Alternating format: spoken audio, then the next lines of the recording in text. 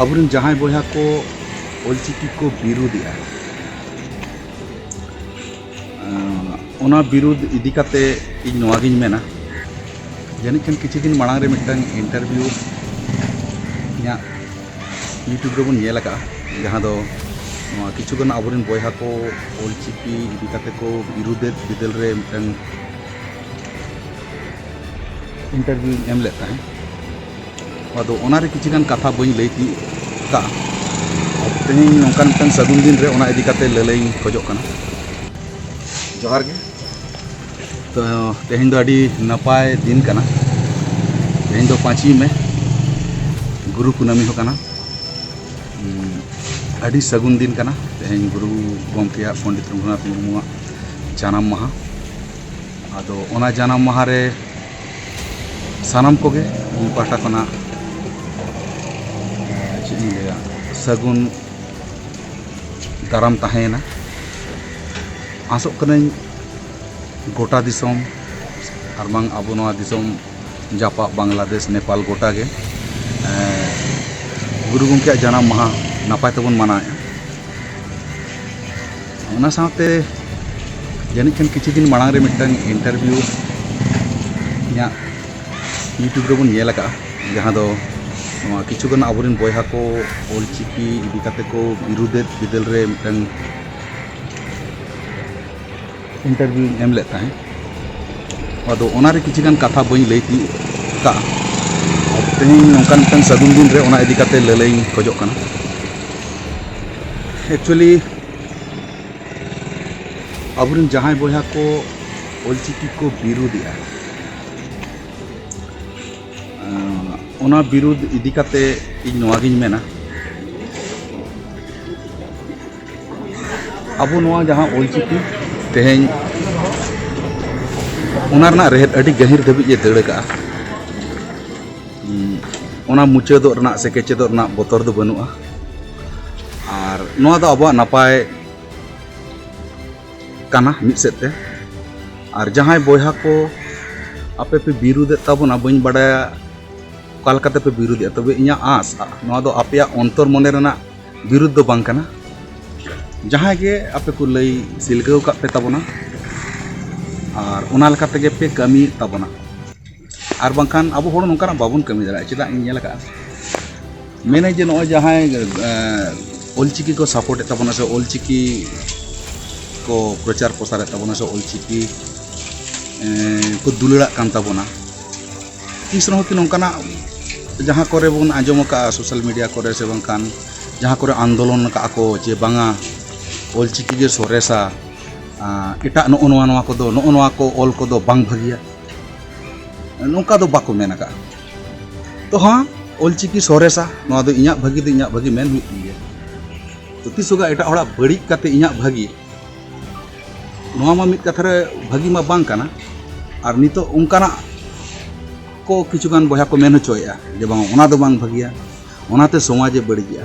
समाज बड़िजना कथा इኛ मेन दो नोआ काना अब एटा को चिकी को बन नेला मेनखान ओना करे अडी गान गे नोआ रे मा बचुआ प्राय मेनखान एटा ऑल करे दो अडी गान गे मेना जहां दो फोल्ड उडुकोआ आदो फोल्ड उडुकोआ मेनते ओना बड़िया नोआ लई दो इन जोथा दा बिचार तबन पे आदो नोय जे जहां विरोध रना कथा को लयुक कान से पे कमी ताबन पे नोआते सुदु सुदु अबो भितर मिटन एपेर हेंडेज बनाव छाड़ा चेन हो बांग काना माने ऑलचिकी ओना इदी काते इफेक्ट ओना कथा दो बांग काना ऑलचिकी तो ओका जगह कमी का ओना कोना आरो मारन लाहा चला मेनखान नोय जे अबो भितर रे मिटन एपेर हेंडेज बनाव काना इनागे मारांग आस काना गे भेगार ना मिटन डहार बनाव काना से बनाव होचे ताबना किछु वर्ष से एटा हड़ को बनाव होचे ओना आपे पे सपोर्ट ताबना नोआ बड़ी काना कारण ओना कटे उहर ताबन पे और विशेष करते रिक्वेस्टिंग दोया जहां को नोआ पे कमी ताहे कटे उहर अचुर काते जुदी आर हो आपे नोआ रेना पॉजिटिव से नोआ रेना नापाय नोआ जहां को लयुगो कान उहर काते आबो जाति लगित आबो सांतार लगित भलाई लगित आबो भितर केचा साहा काते जुदी जुड़े दड़ा आबुन अडी मारंग नापाय जिनिस काना आस इन दोया ओना साव सावते नितो सोशल मीडिया रे जहां को अडी होड़ गे नोआ इदी काते बुगी बड़ी अड़ीस कहिस बन प्रकाशित गया आसों ओना को तीना प्रकाश कोना आर किछुगान कमी रे लुतुर एमा खान नापाय जेलका हुयुग कना विशेष करते जहाँ यूट्यूबर को मेना पे ताबोना से मेना बोना जहाँ सेरें को बन बनाया इन आसो इन जाते जस्ती खना जस्ती चिकीटा बन यूज दाड़ा मा जस्ती अब भितर प्रचार प्रसार तहन मा जेलका सेरें जखन आड़ागो कना एटा हिंदी को सेरें को से इंग्लिश सेरें को बन नेल से एटा उड़िया को बांग्ला को बन नेल गया सब टाइटल को एम गया जेहेतु ऑलरेडी यूट्यूब रे सानताली मिटन सेक्शन माने सानताली लैंग्वेज टा ऑप्शन मेना गया आदो ओंडे आपे चिकी ते सब टाइटल पे एम दाड़ा ताबोना नवा मिटन अडी नापाय जिनिस काना आबो ठेन हो आरो डिटेल अडी गान सेरें को बांग ᱧᱟᱢ ᱴᱷᱤᱠᱟ ᱚᱞ ᱧᱮᱞ ᱠᱟᱛᱮ ᱟᱨᱦᱚᱸ ᱠᱞᱤᱭᱟᱨ ᱫᱟᱲᱮᱭᱟᱜᱼᱟ ᱟᱨ ᱚᱱᱟ ᱥᱟᱶᱛᱮ ᱡᱟᱦᱟᱸᱭ ᱟᱵᱚᱨᱮᱱ ᱰᱮᱵᱷᱞᱚᱯᱟᱨ ᱠᱚ ᱢᱮᱱᱟᱜ ᱠᱚᱣᱟ ᱥᱚᱯᱷᱴᱣᱮᱭᱟᱨ ᱰᱮᱵᱷᱞᱚᱯᱟर ᱠᱚ ᱢᱮᱱᱟᱜ ᱠᱚᱣᱟ ᱟᱹᱰᱤ ᱜᱟᱱ ᱠᱚ ᱵᱮᱱᱟᱣ ᱟᱠᱟᱫ ᱛᱟᱵᱚᱱᱟ ᱪᱤᱠᱤ ᱨᱮᱭᱟᱜ ᱯᱷᱚᱱᱴᱥ ᱠᱚᱠᱚ ᱵᱮᱱᱟᱣ ᱟᱠᱟᱫ ᱟᱹᱰᱤ ᱨᱚᱠᱚᱢ ᱰᱤᱡᱟᱭᱤᱱ ᱠᱚᱠᱚ ᱵᱮᱱᱟᱣ ᱟᱠᱟᱫ आस ᱤᱧ ᱫᱚᱦᱚᱭᱟ ᱟᱨᱦᱚᱸ ᱵᱷᱟᱹᱜᱤ ᱢᱟᱱᱮ ᱟᱨᱦᱚᱸ ᱱᱟᱣᱟ ᱱᱟᱣᱟ ᱰᱤᱡᱟᱭᱤन को बनाव ताबन मा पैटर्न माने स्टाइल को बनाव मा चिकी रेना अडी लेकाना स्टाइल को बनाव ताबन मा हाँ अडी रकमा यूज दाड़ा माबन टेक्स्ट अडी रकम टेक्स्ट ना पैटर्न को बनाव मा ओना तलाते आबो नवा यूज दरकार कना ओना साथे जहां को बन बिजनेस या दुकान आबन गाड़ी घोड़ा को बन चलुइया गाड़ी करे चिकी रेना चिकीते डिजाइन तहन ताबन मा कि बांखान दुकान रे ᱧᱩᱛᱩᱢ ᱨᱮᱦᱚᱸ चिकी हो तहन मा और दी लगती पड़ा कना इंग्लिश से बांग्ला ओना हो तहन मा और उनका तलाते बन व्यवहार दाड़ा उनका के इया मेन अडी लेकाना सेते व्यवहार गानो ओना माने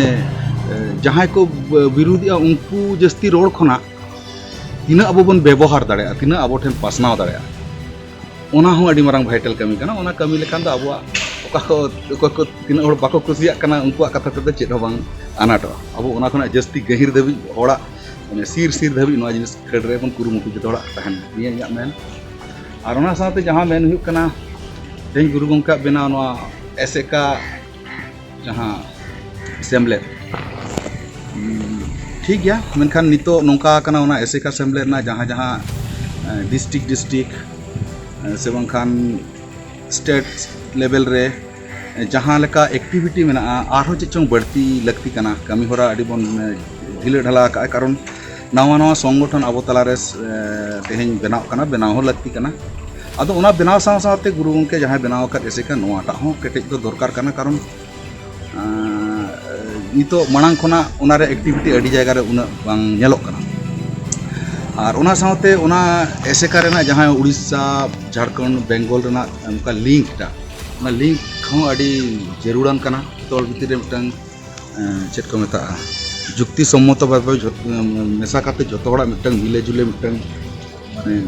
दाड़े मेसाते दाड़े ओना बांग नेलोक कना जतो मेसाते मित कथाते चलो नवा बन निया दाव दो नवा बन दिया का जतो नवा बन कमी चोको नवा बन मानाव चोको बता चोको नवाटा बाय नेलोक कना और साथे जहां अब नेशनल लेवल रे जहां एसेका रे का भूमिका ओना आर एक्टिविटी बढ़ती नवा खातिर लगती कना तेहें अब भितर अडी दुकान कथा तेहें नवा तेहें दिन नापाय जिनिस दिन कना नवा खातिर ते पेड़ा तेहें लई का तेहें गुरु कुनामी और 5 में मिटन डेट रे पढ़ाव कना आदो नेलोक कना किछु हर दो 5 में रेबन गुरु गंकिया जाना माह बन मनाए किछु दो गुरु कुनामी रेबन मनाए आदो भितर भितर ते गुरु कुनामी मनाओ सपोर्टर दो 5 में वाला दो कोरी सो को नेलत को से बांखान बाको कुसिया कना तो बाको कुसिया कान तकवा कमी और जहां 5 में को मना उनको हंको बाको कुसिया कान तकवा तो नवा दो भागी जिनिस बांग कना जतो हर के गुरु गंके बन दुलड़ाय कना तो अब भितर रे जहां नवा कोई गोटा बना अब भितर जहां कथा माना बाता ते उन बाध्य ओना दे कना नवा एसेका संगठन रे का नेशनल लेवल रे का माने ऑर्डर जदी हिया आदो दुकान कथा तेज होतो ना नेशनल लेवल रे जहां अब से इंटरनेशनल लेवल रे जहां एसेका रे कमी होरा मेना ओना तीना अब ठन असर गिडी तो ओना को अब ध्यान ख्याल दोहो दरकार उनते हो ध्यान एम हुई तबने सनाम को तेगे और जागे इनगे मेनतेना या मार मुचे रे नोइन मेना जे व्यक्तिगत अब भितर एपेरेंडेज बांग काते अब गेट भेगार काते किचा भेगार बांग काते अब भितर रेगे नोटको साब हुआ नोडे ओकोय बीस को एम ओकोय अब भितर रे एपेरेंडेज को तैयार ओना बन बुझो दाड़ा खान अब माने चेत को मेता अब भितर जहां कैंसर बनाव रना को चेष्टा ओना हो बिना गेट बात ते हो नोआ रुस चेत को मेता बेस गानोआ तबे नोआ मिटन बडाते तेहें ओलचिकी नुना गहिर धबी नुना मारंग ते पसनाव कना ᱚᱱᱟ ᱫᱚ ᱵᱚᱛᱚᱨ ᱨᱮᱱᱟᱜ ᱫᱚ ᱵᱟᱝ ᱠᱟᱱᱟ ᱡᱮ ᱚᱱᱟ ᱡᱟᱦᱟᱸ ᱛᱤᱥᱚᱜ ᱡᱟᱦᱟᱸ ᱪᱤᱠᱟᱹᱜᱼᱟ ᱛᱚᱵᱮ ᱚᱱᱮ ᱟᱵᱚ ᱦᱚᱸ ᱠᱩᱨᱩᱢᱩᱴᱩ ᱫᱚᱨᱠᱟর ᱡᱚᱛᱚ ᱦᱚᱲ ᱱᱚᱛᱮ ᱵᱚᱱ ᱯᱟᱥᱱᱟᱣᱟ ᱤᱱᱟᱹ ᱠᱚᱜᱮ ᱢᱮᱱ ᱨᱮᱭᱟᱜ ᱛᱟᱦᱮᱸ ᱠᱟᱱᱟ ᱛᱮᱦᱮᱧ ᱥᱯᱮᱥᱟᱞ ᱫᱤᱱ ᱨᱮ ᱢᱟ ᱮᱱᱠᱷᱟन ᱜᱚᱴᱟ ᱜᱮ ᱪᱮᱫ ᱪᱚᱝ ᱵᱮᱥ ᱜᱮᱯᱮ ᱢᱟᱱᱟᱣᱮᱫ ᱛᱟᱵᱚᱱᱟ ᱟᱨ ᱢᱟᱱᱟᱣ ᱛᱟᱵᱚᱱ ᱯᱮ ᱵᱮᱥ ᱛᱟᱦᱮᱱ ᱛᱟᱵᱚᱱ ᱯᱮ ᱤᱱᱟᱹ ᱠᱚᱜᱮ ᱢᱮᱱ ᱠᱟᱛᱮᱧ ᱢᱩᱪᱟᱹᱫ ᱠᱮᱜᱼᱟ ᱡᱚᱦᱟᱨ